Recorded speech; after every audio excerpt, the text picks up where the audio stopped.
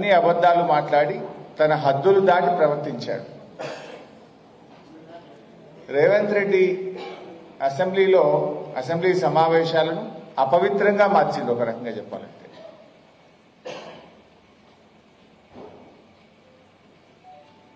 ఇక పాలసీలు ఏవి అని అడిగితే పోలీసు వాళ్ళని ఇంటికి పంపుతాడు. ఏందా నీ ప్రభుత్వం పాలసీ ఏంది, నీ పని ఏంది, నువ్వు చెప్పింది ఏంది, నువ్వు ఏం చేస్తున్నావు అని అడిగినామనుకో, పాలసీల గురించి అడిగితే పోలీసు వాళ్ళని ఇంటికి తోలుతాడు. ఇది రేవంత్ పాలన. చివరికి యాందాకు వచ్చింది, పోలీసు వాళ్ళు తమ పని తాము చేయలేక రాష్ట్రంలో క్రైమ్ రేట్ పెరిగింది, రికవరీ రేటు తగ్గింది. ఎంతసేపు ప్రతిపక్షాల మీద అణచివేత మీద, అక్రమ కేసులు పెట్టడం మీద, మా మీద నిఘా పెట్టడం మీద నీ పాలన నడుస్తుంది. అందుకే ఏమైంది రాష్ట్రంలో, నిన్న హైదరాబాద్ పోలీస్ కమిషనర్ ఏడాది రేవంత్ పాలనలో ఎన్ని కేసులు పెట్టినాము, ఎంత క్రైమ్ రేట్ జరిగిందో నిన్న రిపోర్ట్ ఇచ్చింది. ఏముంది ఆ రిపోర్ట్లో? 41% క్రైమ్ రేట్ పెరిగింది. కేసీఆర్ పాలన కంటే రేవంత్ పాలనలో ఒక సంవత్సరంలో 41% కేసులు పెరిగినాయి. అంటే నువ్వు మంచిగా పని చేసినవా, నువ్వు మంచిగా పని చేయలేదు అనడానికి ఇదొక ఉదాహరణ చాలదా అని నేను అడుగుతా ఉన్నా. క్రైమ్ రేటు పెరిగింది. చూడదేవు నా భయ్, డిస్టర్బ్ మత్ కరో.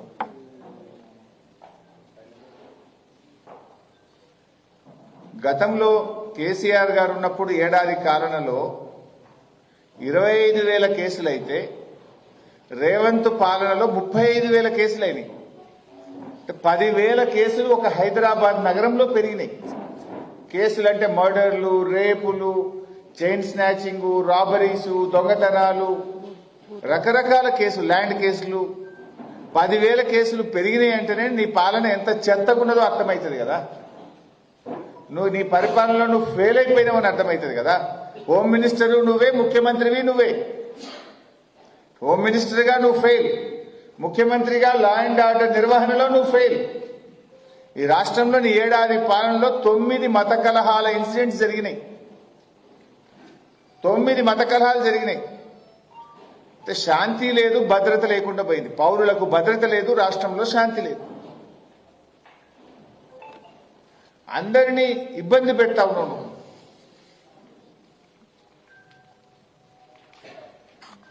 నిన్న అసెంబ్లీలో మీరందరూ కూడా చూశారు. అసెంబ్లీ సాక్షిగా రేవంత్ రెడ్డి గారు 6 గ్యారంటీల గురించి చేతులెత్తిండు. तो 6 गारंटी के बारे में हम पूछे तो कब देते, कब तक देते, कितना देते, कुछ नहीं बोला, हाथ उठा दिया. నమ్మి ఓటేసిన రాష్ట్ర ప్రజలకు గాడిద గుడ్డు మిగిల్చిండు రేవంత్ రెడ్డి. ఒక సంవత్సరంలో 1,27,000 కోట్లు అప్పు చేసిండు రేవంత్ రెడ్డి. ఏం చేసినవే 1,27,000 కోట్లు అంటే బడా కాంట్రాక్టర్లకు బిల్లులు ఇచ్చిండు, పర్సంటేజీలు తీసుకున్నాడు, బడా కాంట్రాక్టర్లకు బిల్లులు ఇచ్చిండు.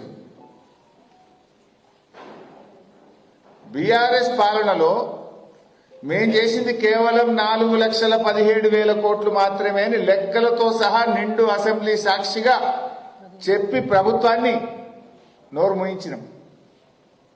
4,17,000 కాకపోతే ఇప్పుడే చెప్పు, ఇక్కడే చెప్పు, 4,17 బీఆర్ఎస్ కాలంలో చేసిందని చెప్పాం. మరి నువ్వు మేము 10 ఏళ్లల్లా కరోనా కూడా కలుపుకొని, ఉదయ్ స్కీమ్ కలుపుకొని 4,17 చేస్తే నువ్వు ఒక్క సంవత్సరమే 1,27,000 చేసినావు. చేసిందేమున్నది? ఒక్క గ్యారంటీని అమలు చేయాలి.